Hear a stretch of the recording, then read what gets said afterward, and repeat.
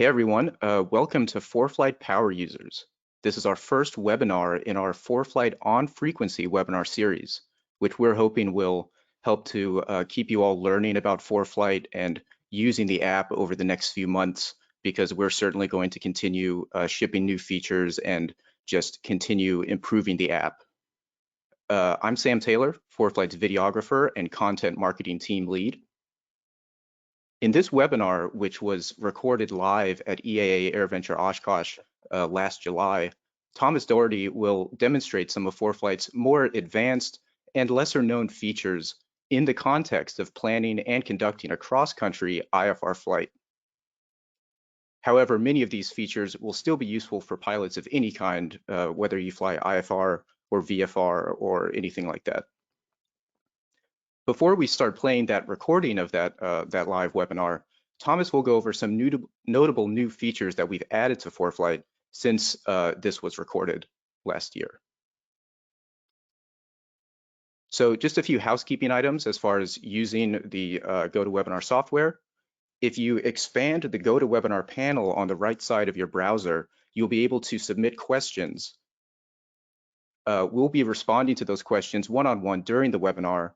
And during the Q&A session at the very end of the webinar, we'll answer some of those out loud. However, there's a very good chance that we won't be able to get to every single question. So if your question isn't answered during this webinar, feel free to message us on social media or email us at team@foreflight.com so our pilot support team can respond. At the end of the webinar, there will be a 2-question survey about what you thought of the webinar and a chance for you to provide some suggestions for future topics we can cover. So please take, just about 30 seconds to fill out that survey so that we can get a sense of what you thought of it and what we can do in the future. And don't forget to visit foreflight.com/onfrequency to see what other webinars are planned and register for them. So with all that out of the way, I'll hand it over to Thomas to kick it off. Sam, thanks for that introduction, and welcome everyone to our first of the on-frequency courses here. And this is our Power Users course. And as Sam mentioned, this course is a situational-based training around an IFR cross-country, where we're going to look at a lot of the tips and tricks and things that ForeFlight can do for you to make flying more enjoyable, easier, and just a lot more fun for us. As Sam mentioned, my name is Thomas Daugherty. I am a product manager at ForeFlight. I focus primarily on our logbook product, but I have been around ForeFlight for quite a while and really enjoy doing these presentations. A little bit about ForeFlight itself. We were founded in 2007, and we like to pride ourselves on building what we think are the most elegant, high-performing apps in aviation. That third bullet point on there, the fanatical pilot support, is a really key component of ForeFlight. In our opinion, ForeFlight is a mission critical piece of software. If ForeFlight's not working, you may not be able to go fly that day. And so we want to support it like it is a critical piece of infrastructure for you. So we have our fanatical pilot support. They're all pilots. They're all ForeFlight experts available at team@foreflight.com. And they're a great way to get your questions answered, account issues, anything that you may need with ForeFlight. They're there to help and a great resource for you. So we're going to go over a brief what's new here since this Oshkosh presentation. And we've got some exciting features. ForeFlight ships a new release about every month, and that gives us an opportunity to really pack in some cool things into the app that make flying just that much better. So a big focus for us over the last year has been 3D features, ways to visualize your flying in 3D aspects. And what we're looking at here is a third-person view that we introduced into our 3D flight review.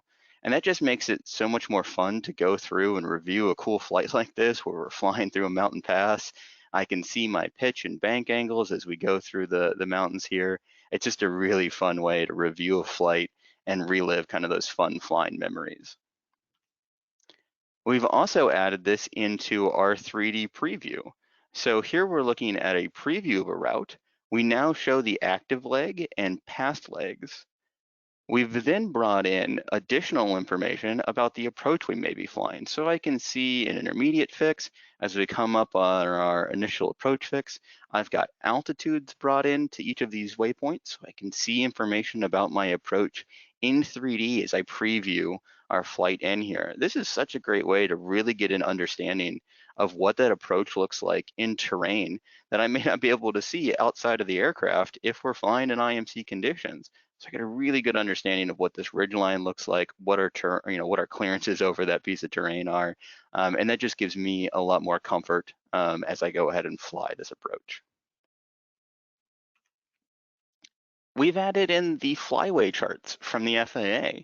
These are an additional charting product from the FAA that is based around class Bravos. They're a really good tool if you're going to be transiting a busy area on VFR. It's a way for you to understand kind of the flows that that ATC would like you to be on and get a planning perspective of what kind of vectors you may be getting in that area. We have made a big improvement to our high resolution base map into the app.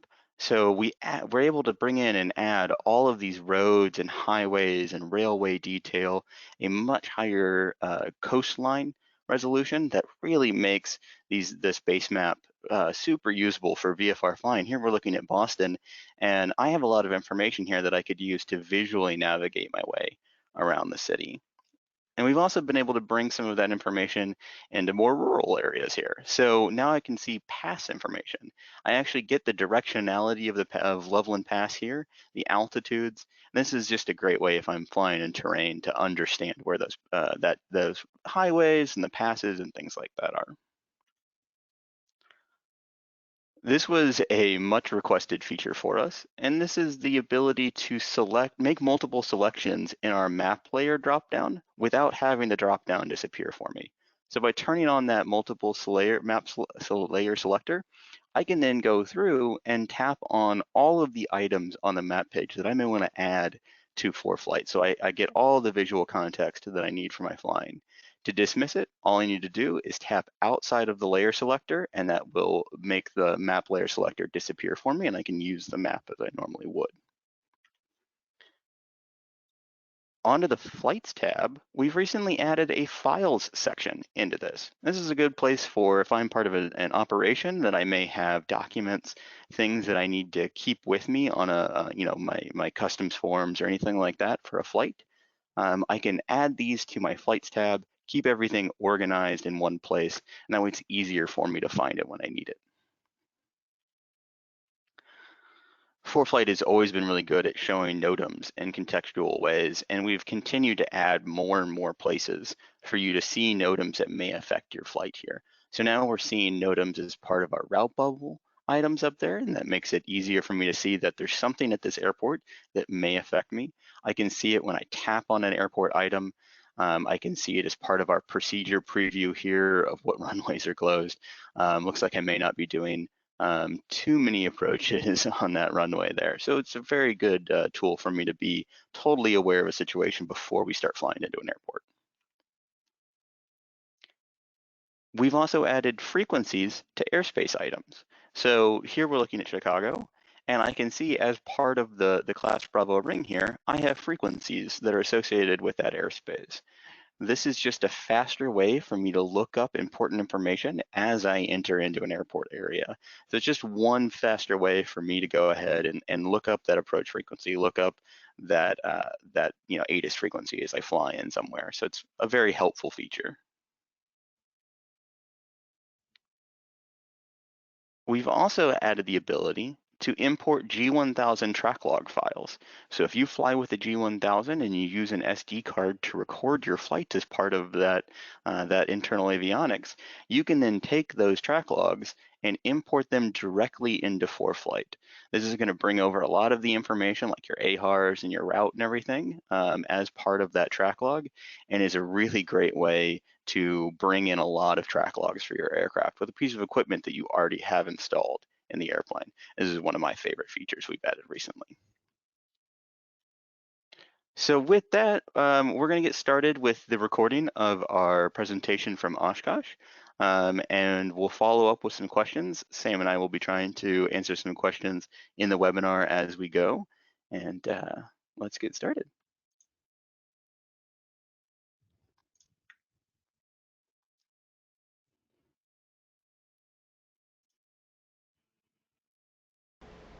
Today we're going to talk about how to use ForeFlight from start to finish to plan an IFR cross country. All of the things that I need to do to be fully aware of what we're working on that flight, where we're going, and what hazards we have ahead of us here. So we're gonna plan that IFR flight. We're gonna look at a couple of en route tips that we can go through and ways that we can do cool things with ForeFlight while we're flying along.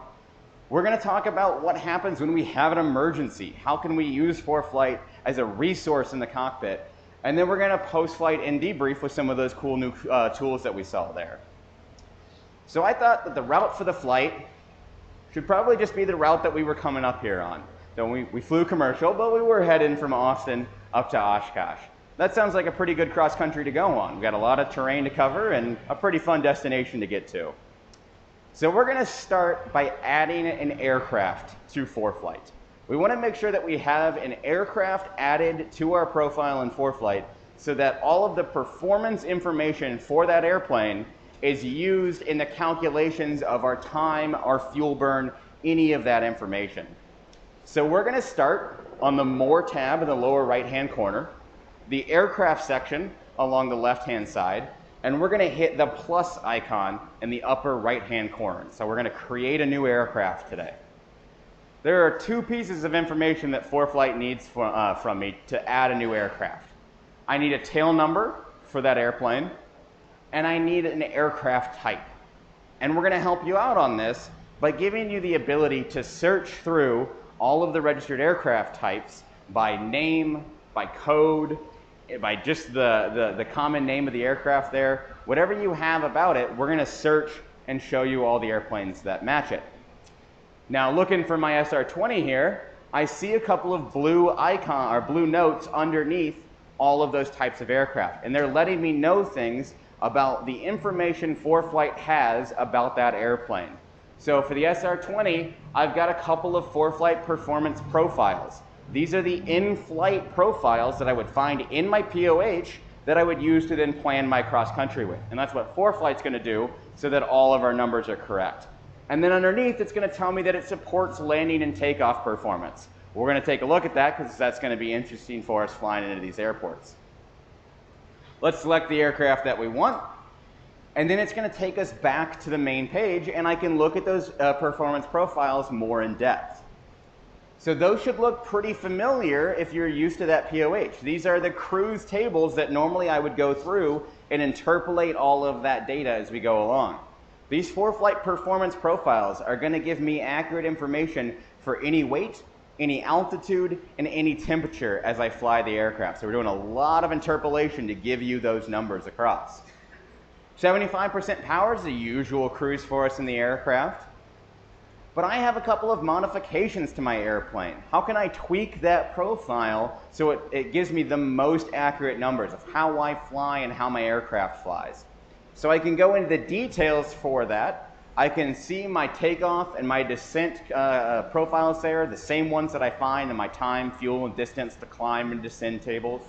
And then I have my bias sliders there. Those allow me to tweak the percentages on those ForeFlight performance profiles to match my exact aircraft. So what we recommend is go fly with the default profile on there 5-10 times. Write out your actual burn numbers for your aircraft versus what we have in the profile here. And that way you wind up with a really nice average so you can adjust your bias sliders to give you that most accurate information as you're doing all of your planning. I also have the ability to make this my default profile. And going cross countries in this aircraft, that's what I'm going to use. I'm going to use that profile. So I'm going to tell ForeFlight, when I plan a new flight, use that 75% power profile. I'm going to come down and I'm going to add the things that are unique to my aircraft, like my basic empty weight, anything else that I have off of factory standard for the airplane. And then I'm going to come and answer one of the more difficult questions that I have for this aircraft. Who here is using the ICAO flight plan forms? For those of you who aren't right now, you are going to need to rather soon. And ForeFlight's going to help me out with that. When I add a new aircraft, ForeFlight's actually going to help send me all of the codes based off the type certificate registration for my aircraft so that I have those ICAO filing codes ready to go. But I went and put a new panel in my aircraft last year. Maybe I have different equipment than standard. How do I want to look up all of the codes that I might need for the aircraft? Well, over in that new documents catalog that we looked at earlier, under the ForeFlight drive right there, I have a document called ICAO Quick Reference Guide. That's going to give me information on what all of those ICAO filing codes are and which ones apply to my aircraft. It's a great tool to use to understand exactly what I have in the airplane. So ForeFlight sent me what looks like pretty good codes for the aircraft, and we'll use those. I'm going to scroll down to the very bottom here, and again, I have a make default. This is the only aircraft we fly, so every time I plan a new flight in ForeFlight, this is the aircraft that I want to use. So I'm going to make that my default airplane. Cool. That aircraft is all set up. I think we're ready to start flight planning with it. So we're going to plan everything on the Flights tab today. So we're going to start planning our flight. So along the bottom, under the Flights tab there, I'm just going to hit the plus button along the top bar, and that's going to create a new flight plan for me. I'm going to start out with my departure airport of Austin, and let's just head off to Oshkosh. But I get a warning now. My SR-20 is not going to do that whole trip in one tank of gas. I'm going to burn 26 gallons too much fuel on this airplane. So we're going to have to plan a stop. And I want to see where I can get a good deal on fuel along this long cross country. So I'm going to take this route, and I'm going to hit the Send To button in the upper right-hand corner, and I'm going to send this to the Maps page so that I have this route loaded up. And when I'm on the Maps page, I'm going to use the layer 100 low lead, that 100 LL down there, and it's going to show me all of the fuel prices along my route. These are current fuel prices. Our team calls hundreds of FBOs every day to get their latest and greatest fuel prices as they go along. And I can zoom in, and $3.49 is a pretty good deal on that 100 low lead. That'll pay for my ForeFlight subscription right there over some of those $4 prices. So we're going to go to that airport. I'm going to tap on it, and it's going to tell me about that FBO, their other fuel prices, other information about them. I can tap in, and I can see more detailed information about that FBO. Maybe they have notes on how to get into the building, where the keys to the crew car are.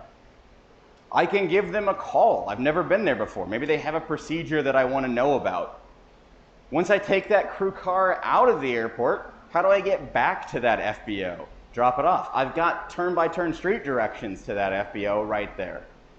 And I can send them an email. Maybe the day of my flight, I want to send them off a reminder that I'm coming in, and we're going to bring out the red carpet for me as we bring in the Cirrus. I can also look at comments that other ForeFlight users have made about that FBO. I can look in and see if they have any tips for getting in and out of the airport. Maybe they had great service. Maybe they didn't have great service. The reviews look pretty good for this FBO. That sounds like a good deal for me to use in my cross country. Price is cheap, and people seem to have a pretty good time flying in.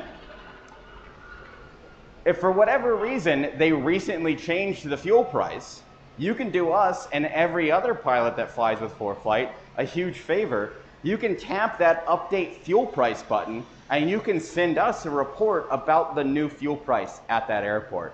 Really help the whole flying community stay up to date on all of the new price changes around the country. So that sounds like a good airport. We're going to come in, and I'm going to change my destination to that field so we can get some fuel. I'm going to scroll down here, and I'm going to look at a route. I've never been here before when we're flying on an IFR cross country, and we're going to let ForeFlight do all of the heavy lifting for planning a route that's going to work for us to that airport. This is going to bring up my route advisor. I have a couple of different options in here between these airports. I've got my ATC cleared section on here, and these are recently cleared flight plans from ATC between these two airports. I can see when they were filed, and I can see the aircraft that flew them.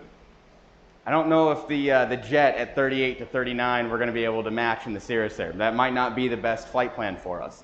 So we're going to use the ForeFlight optimized route up there. This is ForeFlight taking all of my performance information out of the aircraft and all of the current weather information along that entire route and calculating me out an optimized route for my aircraft and that flight.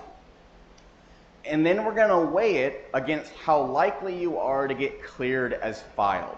The perfect route right through a Bravo is probably not going to be the route that you get. And instead of making you go through and reroute right as you walk out to the airplane and turn the engine on, we're going to weigh how likely you are to get cleared on that route as well. And we recently crossed 89% of our optimized routes as getting cleared as filed. About 9 times out of 10, you walk out to the airplane, call up clearance, and you're good to go. We're really proud of that number. It's taken a lot of work for us to get those optimized routes to there.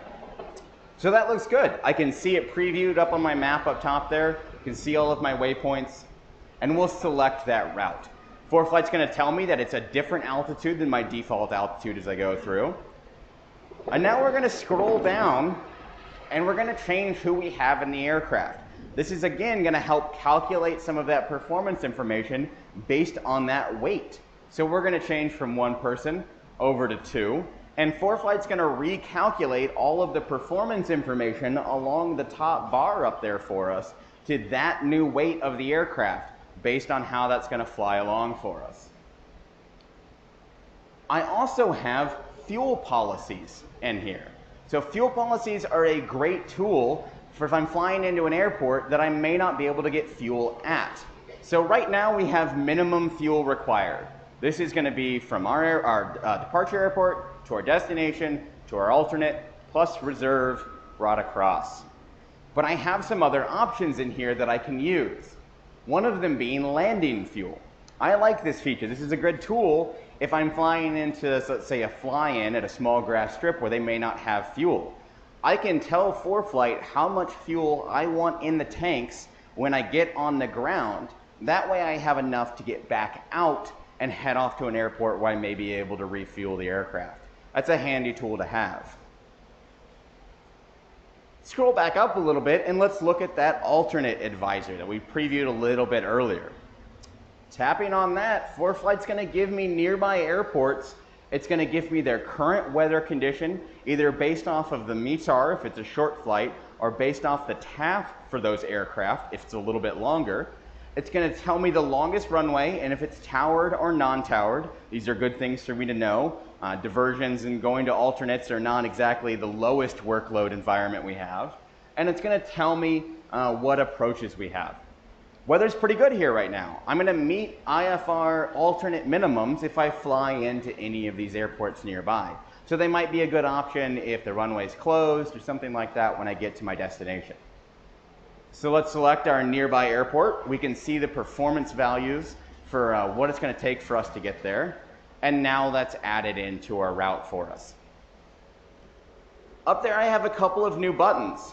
I've got now takeoff and landing information on there. We looked at our Cirrus earlier and it said that it supports takeoff and landing information. So if I tap that takeoff button, ForeFlight's going to bring me into a view where I can now plan my takeoff from that airport. I can go in and select the runway that I want. I can see details about that runway, different information about the length, if there's any approaches to it, what the lighting for that runway is. And when I select it, ForeFlight's now going to use that information to plan what my takeoff roll is going to look like. We're pulling in latest METAR right now for current conditions. If I had more up-to-date weather, I would tap on any of the items in blue over on the right over there and I can edit anything. So maybe instead of taking off from dry paved, maybe I've got a dry grass or a wet grass consideration. These are the numbers that are in my POH. So we're limited to what the manufacturer has given us information on for this aircraft to give you these different considerations. If I scroll down to the bottom, there's my calculated out numbers for all of these categories. And these categories change again based on the aircraft that I'm flying. If I'm taking in a multi-engine, then I'm going to see things like my one engine inoperative, my go and stop distance is going to be calculated in there. And I can do the same thing for my landing airport, where when I go in, maybe I have one of the runways that is favored by the winds, and I can see all of that information brought in. I can configure my flap settings, or I can change the landing flaps there to 100%. Maybe I want to do a no flap landing today. How would that affect our landing roll as we go through?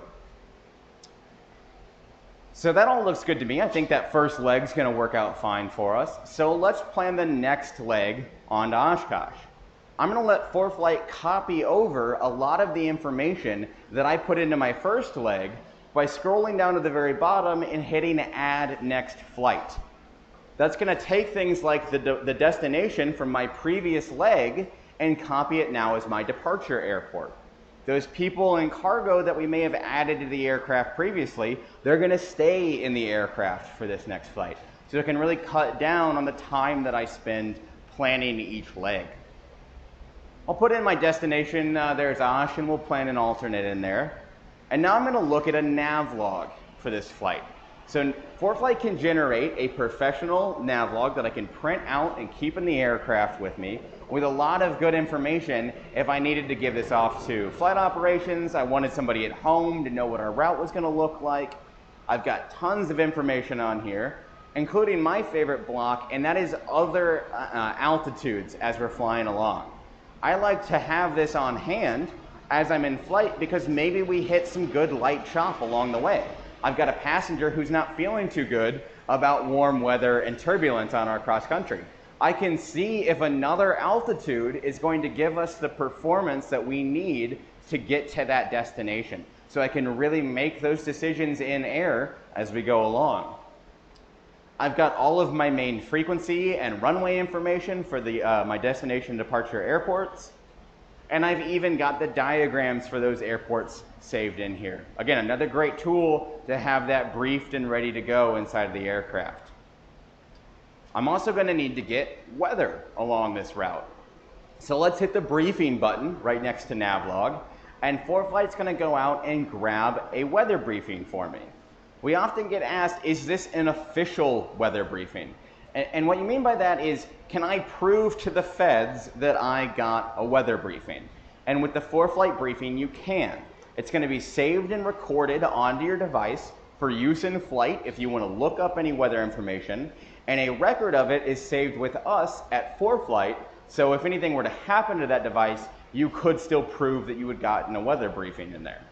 It's got some great functionality in here. Here we're looking at METARs along our route. I can look at TAFs that are all along the route, and ForeFlight will actually tell me what block of the TAF is active based on my departure and cross-country performance information, so that I'm not having to translate Zulu back into local and my departure time and my time to that waypoint.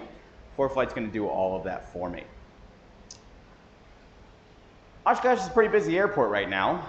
I'm going to want to learn as much about that airport as I can. And I can do that pretty quickly by hitting the info button next to the airport that I'm interested in. And right away, ForeFlight's going to tell me that there is a NOTAM that I probably need to know about here. We've got 2 runways closed going into Oshkosh right now.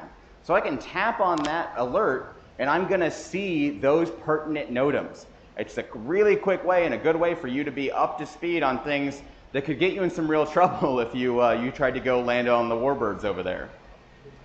If I want to see the rest of the NOTAMs for the airport, I can just go through and tap the button along the top, and now I can see the information on TFRs and other NOTAMs just for the airport in the area. And I have a new button right next to that button that says 3D view. When I tap on that button, it's going to give me that aerial imagery of the airport overlaid on terrain so that I can pan and zoom around and I can brief what my view looks like on approach coming over the lake as we go into runway 27. A really great tool for us to pre-brief that airport, get familiar with it before we ever leave the ground. So that looks pretty good. We've got a route. We've looked at our airport. We're familiar with the NOTAMs as we come in. I think we're ready to go. So let's go file this flight plan. And instead of taking any of this information, that long route that we had ForeFlight planned for us there, and copying that into a different program or calling up flight service station, I can file really quickly just by hitting that proceed to file button in the bottom right hand corner. ForeFlight's going to generate an ICAO flight plan form for me here using all of that ICAO filing code information that ForeFlight sent you earlier and giving you that form ready to go. So all I have to do is hit file and I've sent that flight plan off to the FAA. But that's not it. ForeFlight's then going to look for that flight plan in the system and it's going to get updates about that plan and keep you informed about any changes that you might run into. So we're going to help you get those ICAO filing codes. Make sure that your aircraft is set up correctly. We're going to send you adverse weather conditions that pop up along your route after you filed so that you're familiar with that new SIGMET that popped up right in the middle of your flight. We're going to send you your expected route information that we get back from ATC so that you can already have that information copied down and briefed if ATC calls up and says we've got ready to copy for you. And we're going to notify you of your expected departure clearance times. This is quite helpful if you're going to be on the ground for a while and you don't want to be burning avgas while you wait for ATC to clear you out. So now that I've filed that flight plan, I'm going to hit that same send to button we looked at earlier for our first leg out of Austin, and I'm going to send that back off to the maps page. And now I've got all my waypoints and my procedures loaded in there. I'm not overly familiar with this departure procedure out of this airport, and ForeFlight is now telling me that there are vectors along this departure by giving me the dashed line to my first waypoint there. We don't have a way of knowing ahead of time where ATC is going to vector you around, so we're alerting you to the fact that you're going to be receiving vectors along this route. This is a pretty good hint that you should brief this departure procedure. You should be familiar with maybe you're expected to turn onto a heading right after the runway. So I'm going to tap on the procedure route bubble along the top there, and one of the options is going to be show plate. And this is going to bring me over to the SID for that airport so I can brief everything through. If I have a Jeppesen subscription and I've got one of their new geo-referenced SIDs on there, it'll bring it directly onto the map for me so I can see a geo-referenced version of this exact same procedure from Jeppesen. I've got that same NOTAM button along the top there. So the same thing that we do for airports for things like closed runways, we're going to do on plates and departure procedures like this so that you're up to speed on all of the pertinent NOTAMs for that procedure. What if that NOTAM tells me I can't fly that procedure? That's not going to work out for me. Maybe I don't have the equipment on board that I need for it. Let's look at the other procedures that I can take out of this airport. And to do that, I'm going to hit the procedure button in the upper right-hand corner of the flight plan drawer. And that's going to bring up ForeFlight's procedure preview tool. This is our ability to show you all of the procedures in and out of an airport. So I'm going to tap on departures for Austin, and I get a geo-referenced, color-coded view of all of the departure procedures and the directions that they take me overlaid with my route on this flight. So it's very easy for me to see what procedures are going to work for us, and then I really don't want to fly the Palms 2. It's taking me in the wrong direction. I can select the procedure that works best. I can see all of my transitions so that I see how those are all laid out. We've all looked at an FAA the departure procedure, and the transitions are 200 miles away in some random location. This is going to make it much easier for me to infer where all of those procedures are. I'm going to select the transition that works for me, and ForeFlight's going to replace that procedure. Now looking at my destination airport, you can see that ForeFlight's already giving me an interesting piece of information here.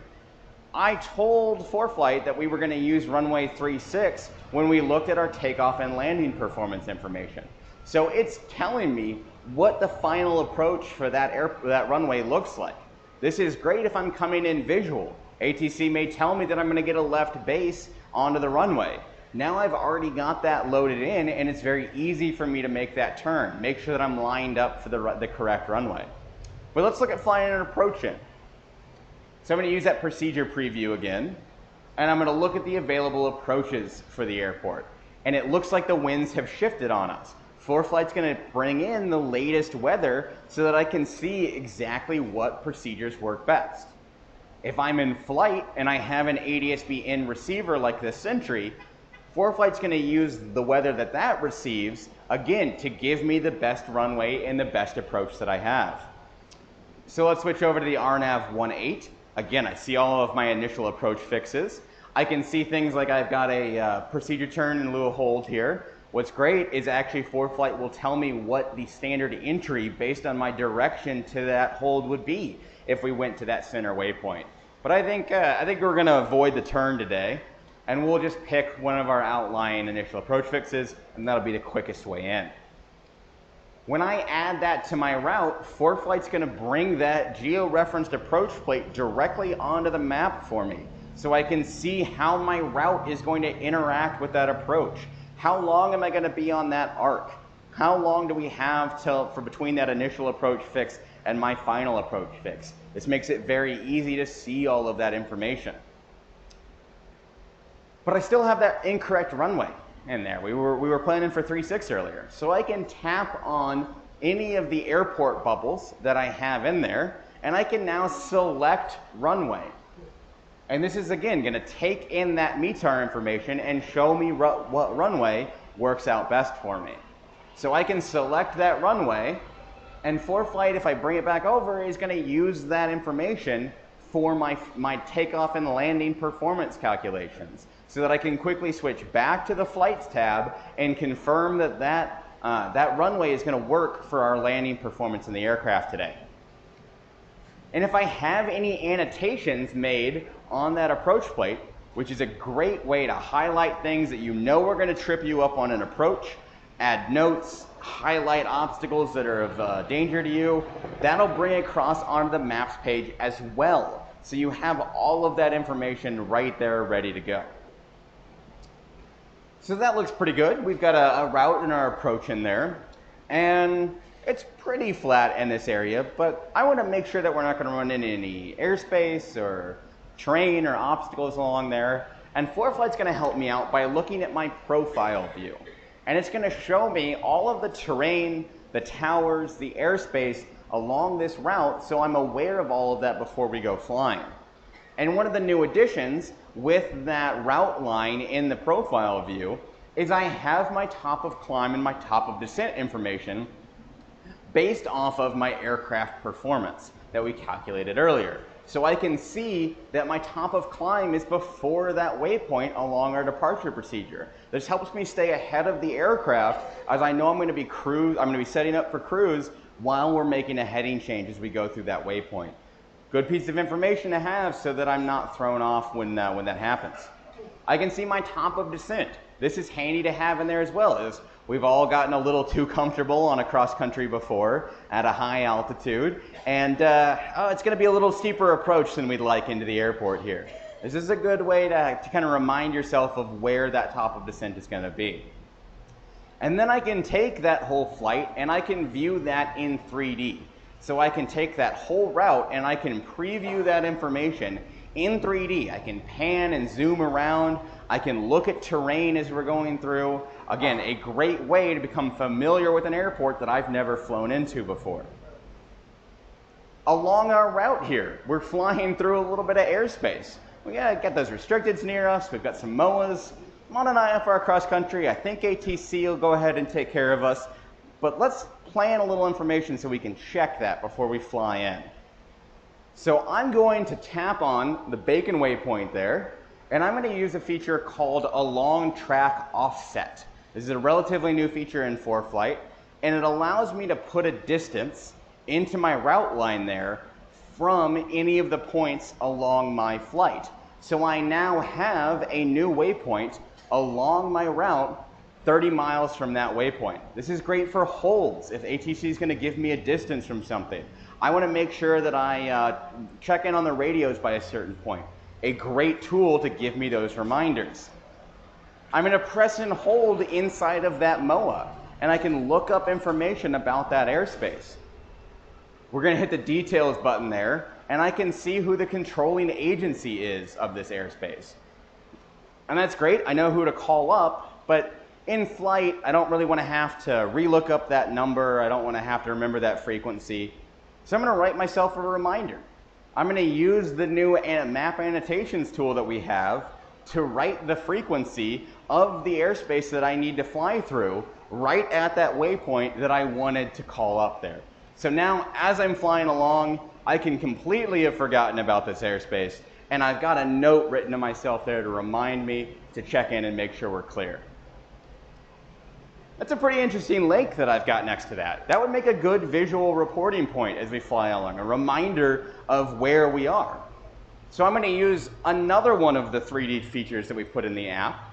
I'm going to press and hold over that airport in my performance profile plan here, and now I have the 3D button in the upper right-hand corner. And it's going to allow me to preview any spot around the world with that same aerial imagery that we looked at earlier. So this is a great way to get an actual view of what that lake looks like, not just the base map on there. It's really helpful so I have that sight picture in mind when we fly over that lake. Cool. I feel pretty good about the route. We've planned it. We've seen any hazards we have.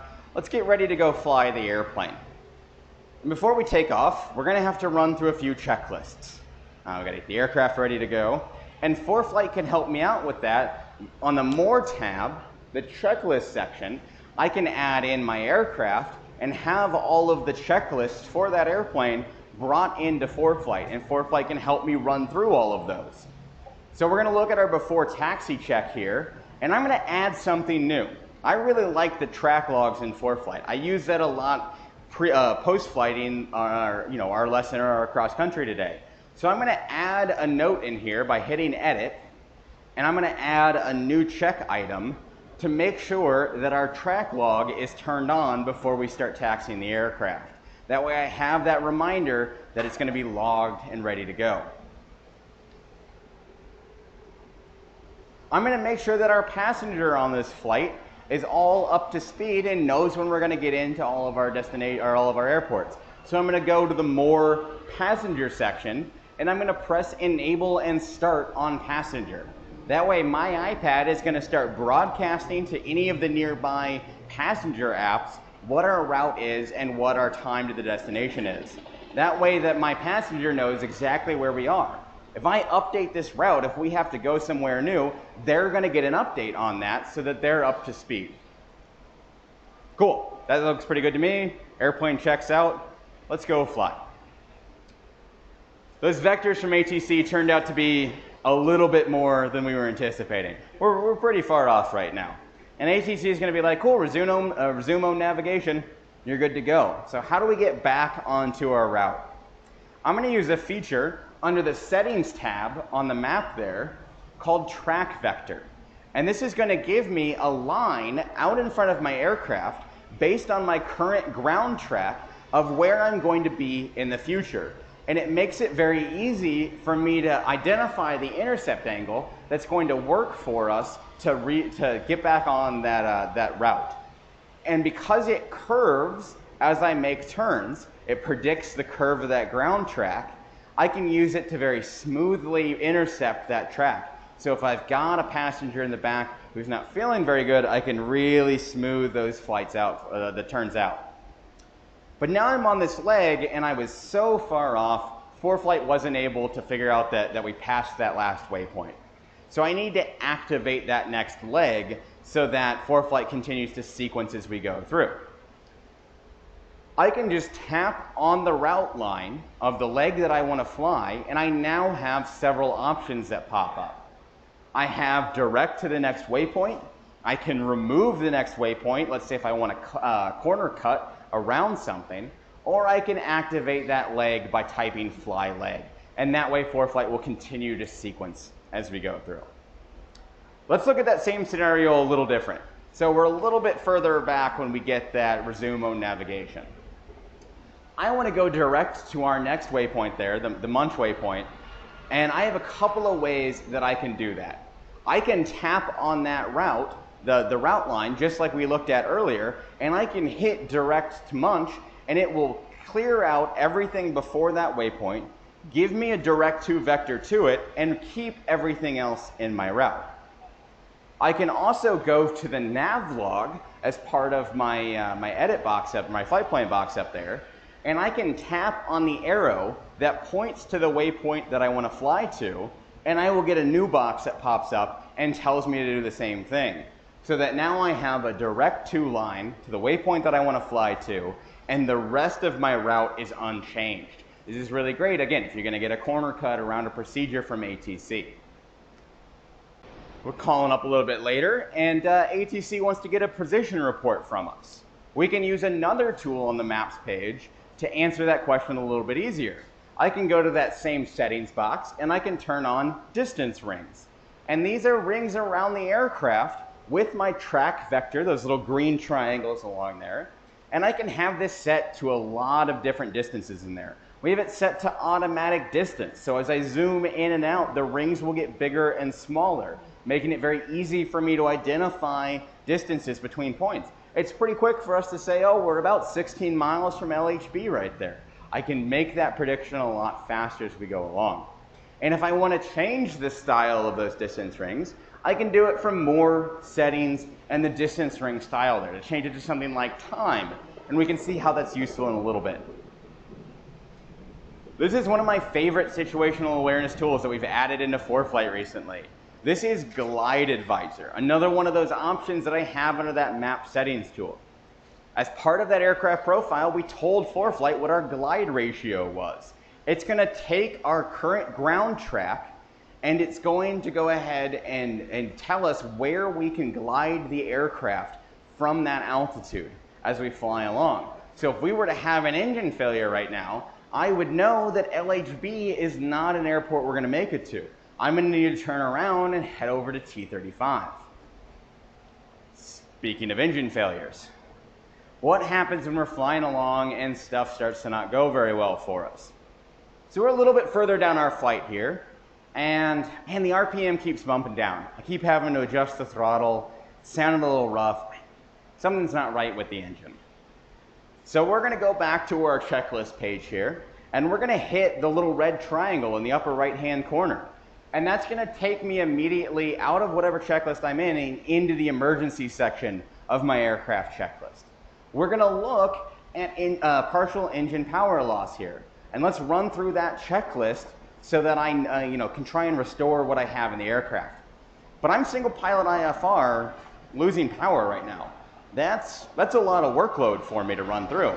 So we're going to use a feature that ForeFlight added recently called Checklist Speak to really reduce that work. So I'm going to suddenly have a co-pilot in the aircraft with me who's going to read through all of my checklist items here as we go along. I don't think my co-pilot wants to talk very loud right now. So it's going to run through and look at all of those items and read them out loud through my Bluetooth headset so that I can fly the aircraft and run through each of those items without having to go heads down and read through the checklist when I'm in kind of that moment of panic there. So we've run through everything, and our last item there, land as soon as practical. Still have power under the engine. We want to get on the ground, though. I don't really want to continue our cross country. So let's look at diverting along our route. And one of the first things that I'm going to do is bring that maps layer back on for flight category. This is going to tell me weather at the nearby airports. Because I've got my ADS-B in device connected to ForeFlight, these are going to be current weather conditions. So I can see that if I keep going along my route, I've got some low IFR. That's not really what I want when I'm trying to get on the ground here. I don't know if I'm going to make it all the way over to that VFR and that MVFR off to the southeast there. But I've got a couple of red dot airports right there that are IFR. I think I can fly and approach into one of those airports and make it in. So let's tap on one of them there, and let's get information about that airport. I can even scroll down and see what runways and approaches that they have. Excuse me.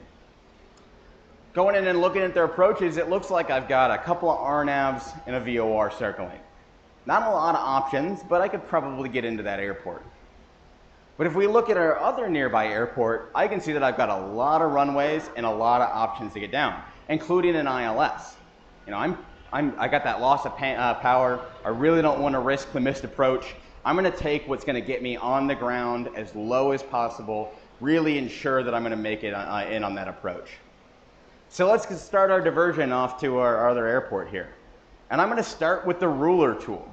I can bring up the ruler in ForeFlight by taking 2 fingers and pressing them into the map at the same time. And it allows me to measure distance between any 2 points on the map. But it's going to give me a lot more information as well. So it's going to tell me the heading that I need to turn to, get pointed and started flying towards my airport. It's going to tell me how far away it is, how long it's going to take me to get there, what I'm going to burn in fuel. So really quickly, I have a lot of information suddenly on how I'm going to get between these 2 points. Is that airport actually going to work as a diversion airport for us? And I can combine that ruler tool with the profile that we looked at earlier, so that as I'm flying along, I don't know if there's a tower along that route.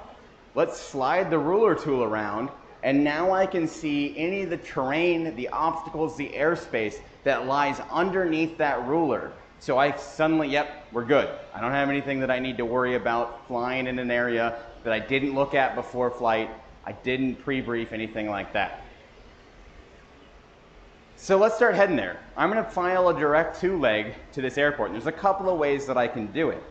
I can tap on the airport and I can press the direct 2 button there, and that will give me a direct leg. Or I can go into the search box along the top right hand corner, and I can type the letter Delta, space, and the airport identifier that I want to go to, and ForeFlight will give me a direct leg to that waypoint or that airport. This is really handy if I'm not the one picking my diversion airport, but ATC is picking the airport for me. Hey, I got clear weather over at this airfield. I think that'll work for you. That way, I don't even have to find that airport on the map. I just type in the identifier that they give me, and now I have a direct 2 leg right where I'm going. Let's select the runway that's going to work for us into that airport. Maybe I can fly the visual in there. Maybe I'm going to want to line up on something. When I take a look at the airport, I'm again going to bring in all of that weather information from my ADS-B in receiver so that I know what runway is going to work out best for us. And I can see how that lines up with our direct 2 path and how I'm going to need to modify to get on final approach there. Let's use our procedure preview to look at the available approaches that I have into that airfield. Now, the RNAV into 17, that's got the best winds. That's the preferred runway there. But ForeFlight's going to tell me what the actual METAR report of the weather is along the bottom there. And that's going to let me exercise that aeronautical decision making that I've been working on to see that it's only a 9-knot crosswind at 40 degrees off the runway if I want to fly the ILS. That's not too bad. My Cirrus is going to handle that just fine. So I can make the decision to fly a different approach with all of that information brought right into me in the cockpit there. I can quickly make that decision without having to worry about it.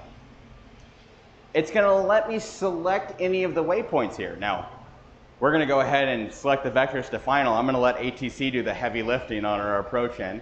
And it's going to give me a final approach vector out the back of the approach plate there. Again, allowing me to easily see how I'm going to line up on that final. I can use things like our track vector we looked at earlier to really bring myself in on that final approach vector. That way, my low glider is not shooting from full deflection to full deflection as we go through, and I'm distracted trying to keep the engine running.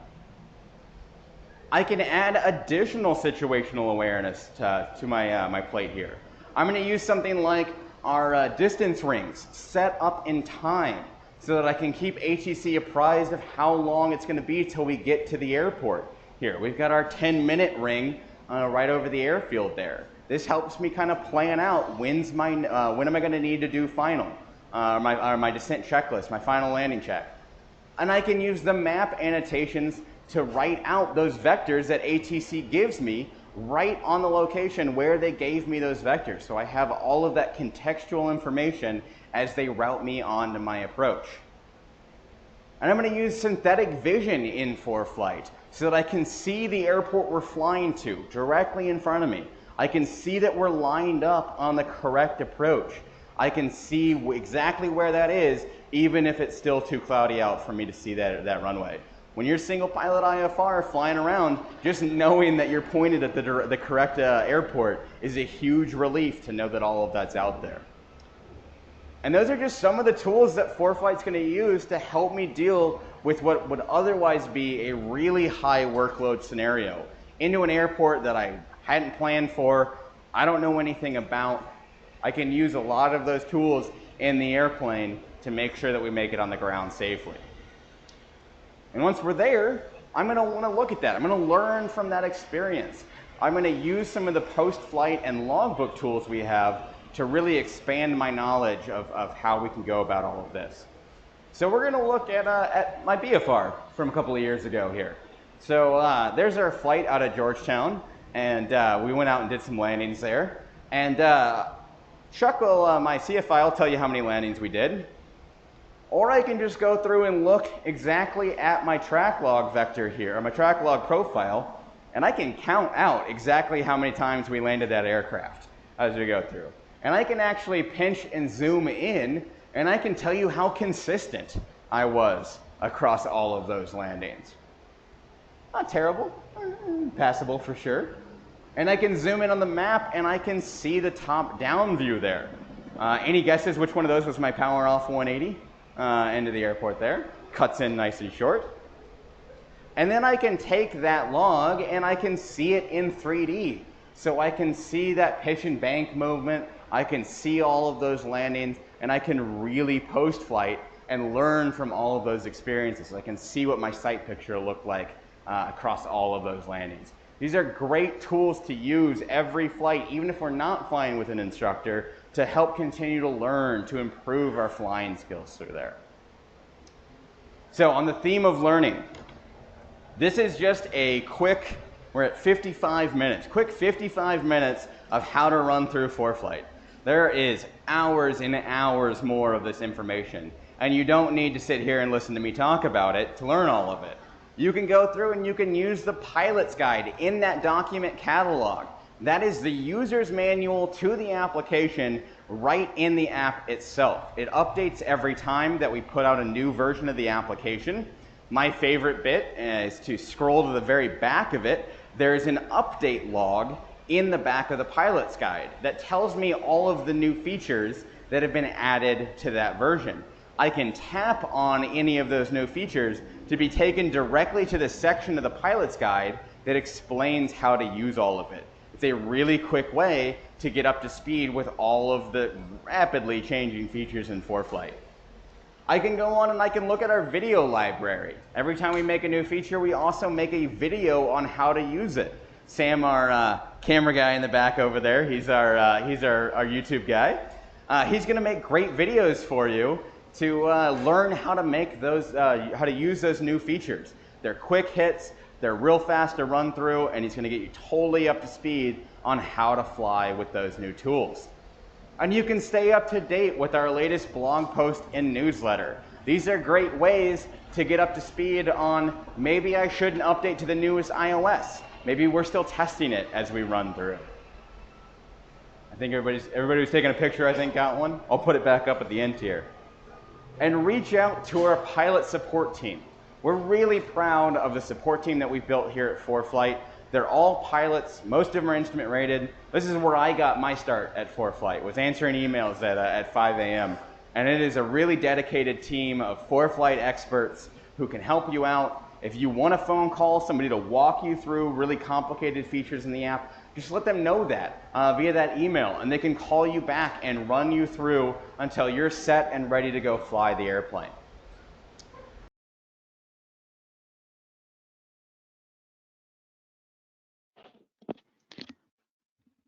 And with that, we will start our question and answer session here. Sam and I have been jotting down some of your questions, and we'll be running through those now. Yeah, so first up, we have, here's a question. When I buy an iPad, should I add GPS capability given that I'm also using a Stratus 2 as well? Yeah, this is a great question on kind of what device should I fly in the aircraft with. And we actually have a buying guide available on our website. And a lot of the things you want to consider when looking at an iPad are first, what size of iPad? Do you want to get the iPad mini? Do you want to get the 12.9-inch Pro, the thing that looks like a lunch tray? And the answer to that question is what fits best in your aircraft. I've actually seen people take like cardboard cutouts of the different dimensions of the iPads and see how they fit in their airplane, depending on where they're going to mount at. So that choice is entirely up to you and your aircraft to what fits best for your flying. The memory size of the aircraft, how much storage it has on it, we recommend at least 32 gigs. 64 gigs is probably a better option these days, as things, you may want to put additional things onto your iPad. So you'll want no smaller than that. As for the GPS, to get the GPS capability in your iPad, you need to have a wireless cellular model of the iPad. That's the extra $100 for the cellular version. You don't actually need to have a cellular data plan as part of that iPad, as part of that package, although you may find that useful for doing things like filing or getting weather on the ramp. But having that cellular version has an internal GPS chip that allows the iPad to know where it is. If I pair that with a Stratus or a Sentry, the GPS receiver in those portable devices is a WASP GPS. It's a much higher level GPS than I find in my iPad, but it's always good to have that backup, in my opinion, of having the internal GPS built into the iPad in case you forget your Stratus at home that day, in case your Sentry runs out of battery, you forgot to charge it. Then you have that backup ready to go as part of your iPad. Yeah, and all of that information that Thomas just said is available online. If you go to foreflight.com/buying-guide, most of what he just said you'll be able to reference there as well. So definitely check that out if you're thinking about what iPad to buy and all of those considerations. All right, next question. How to keep the layer selector open? When I click on one layer, then the options disappear and I have to click layers again. Yeah, this is a great question. We saw a little bit earlier in the what's new section in there. This is something that, especially if you're turning on layers, you like a particular configuration of the maps page, it's really helpful. So on the maps page, inside of the app, along the top toolbar, towards the left-hand side, is a little icon that looks like a gear, and that's our map settings icon. Tapping that allows me to see all of the settings that are available on my maps tab. So I can see things like what airspace is available and all these kind of different configurations. One of those is multi-layer selection on there. And tapping that, bringing that slider across allows me to do what you saw in the what's new section earlier, to make multiple selections as part of my map layers there.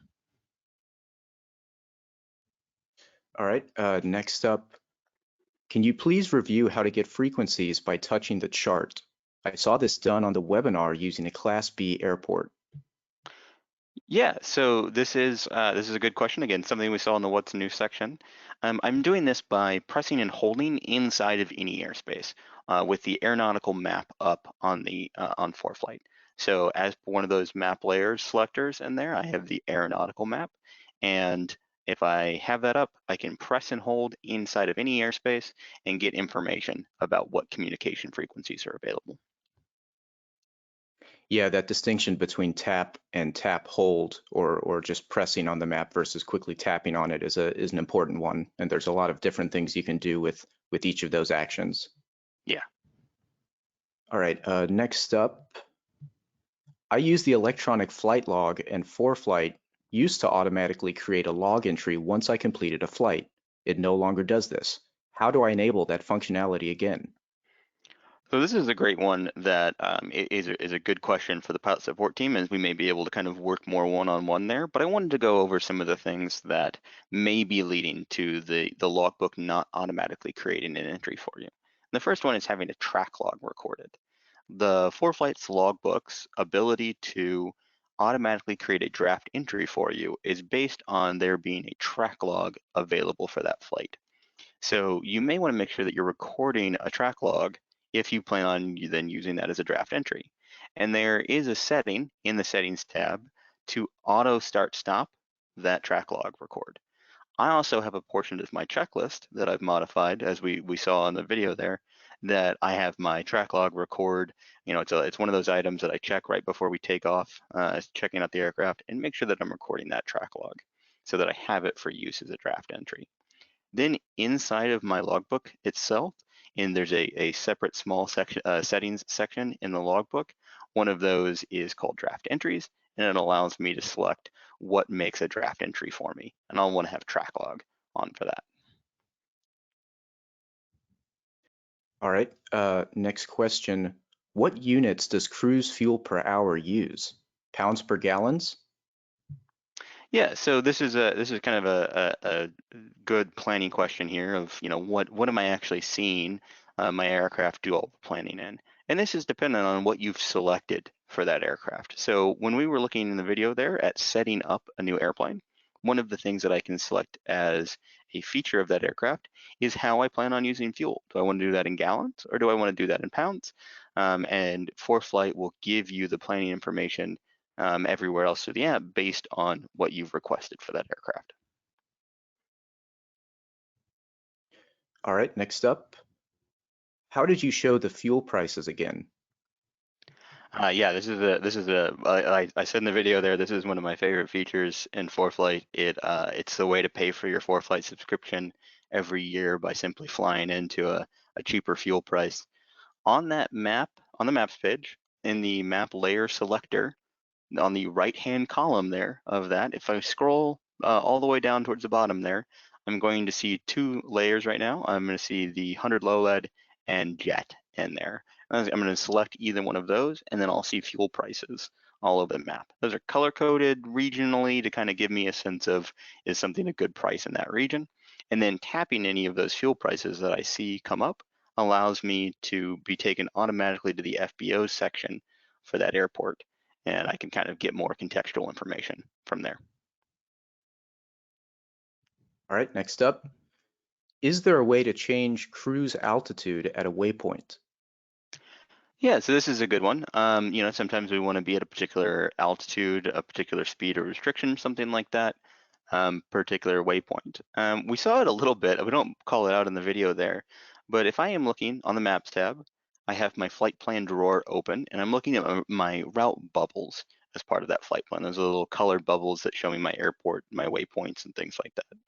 If I tap on one of the waypoint items in there, I get a bunch of options, and those are all great to explore and play around with. But one of them is going to say set altitude and speed, and tapping that will allow me to set restrictions at that waypoint, and then that gets reflected in kind of in my 3D planning, and allows me to kind of see that on the map as well. It's a good way to give yourself reminders and information about altitudes and airspeeds. All right.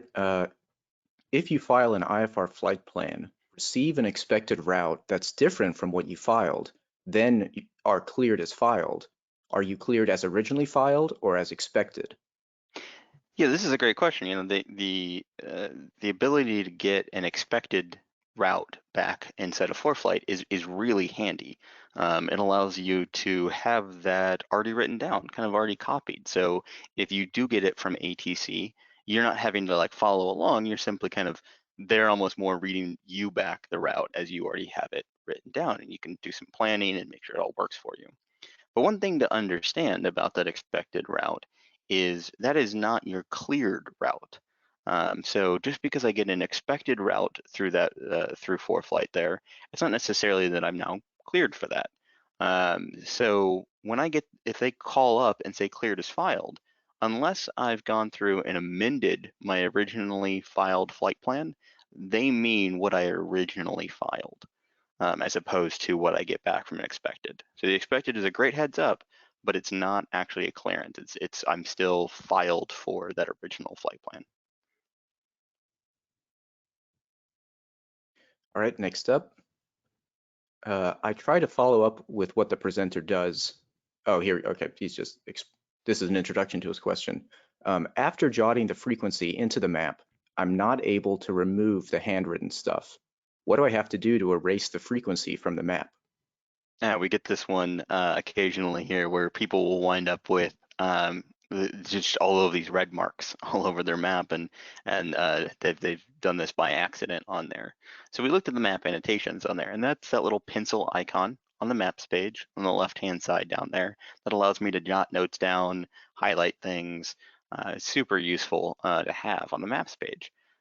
If I tap on that, along the top bar of the maps page there, I actually get a little toolbar that drops down. And this is where I can change from the red default, making notes, different line style, to maybe I want to highlight something. Maybe I want different colors for different things. That's up there. And then I also have an undo, a redo, and a clear button up there. And that allows me to maybe I was writing a nice long note and I messed up just kind of the last line of it. I can undo that last line and kind of fix it from there. I can redo something if I've gone too far back, or I can clear all of my annotations out by hitting that clear button. Once I've done all of that, I can hit that annotations button again along the lower left-hand side, a little pencil icon, and now I can move around the map as I was beforehand. All right, referencing Glide Advisor here, does it adjust glide to compensate for surrounding terrain? I'd want to know if a mountain was between me and my glide to airport. Yeah, this is very important for Glide Advisor, is to understand exactly what it's going to be taking into account for you here. So we're going to use your ground speed and your altitude from your GPS to understand kind of where you are and what your speed is.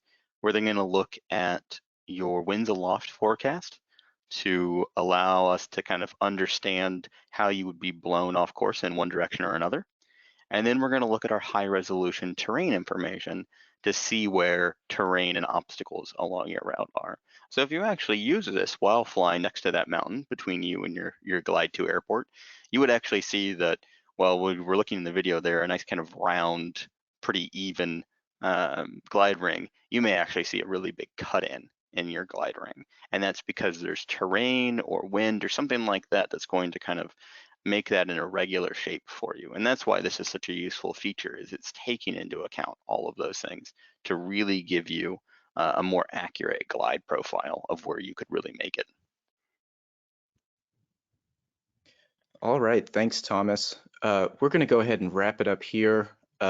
I know that many of you did not get your questions answered. I'm looking at the literally hundreds of questions that were submitted for this webinar, and between the two of us, there was no way we were going to get to all of them. So apologies if you didn't get your question answered, but please do contact us on social media or on Twitter and Facebook and Instagram and LinkedIn. You can just find us and send us a private message, or post a thread, or do whatever, and we will absolutely get back to you through that medium.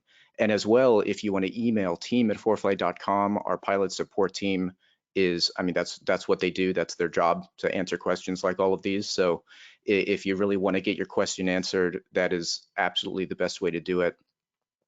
Just a couple other things. As you can see on the Q&A slide here, the pilot's guide is always available for help with some of your questions. A lot of these questions are going to be available in the pilot's guide or in one of the videos that I've made over the years at foreflight.com/videos. That's a really great resource for finding videos on all types of different features and aspects of ForeFlight. You can also go to blog.foreflight.com to see some recent updates. Every time we release a new version of the app, we put a summary of all the new features there, along with all the new videos. And also, if you're interested in learning if a certain iOS version is cleared with ForeFlight, you can go there, and that's where we post all of the information about when we're testing new versions of iOS. Finally, like I said before, we will be doing more of these webinars over the coming months. So please visit foreflight.com/onfrequency to sign up for some of those.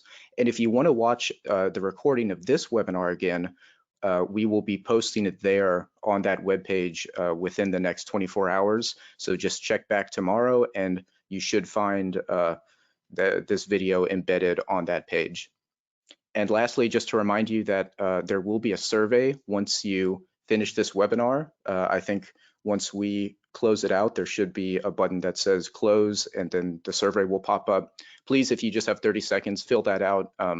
We will be looking at the answers to that and any suggestions for future webinars that you want to give us. So if you're interested in suggesting anything, please take a moment to do that.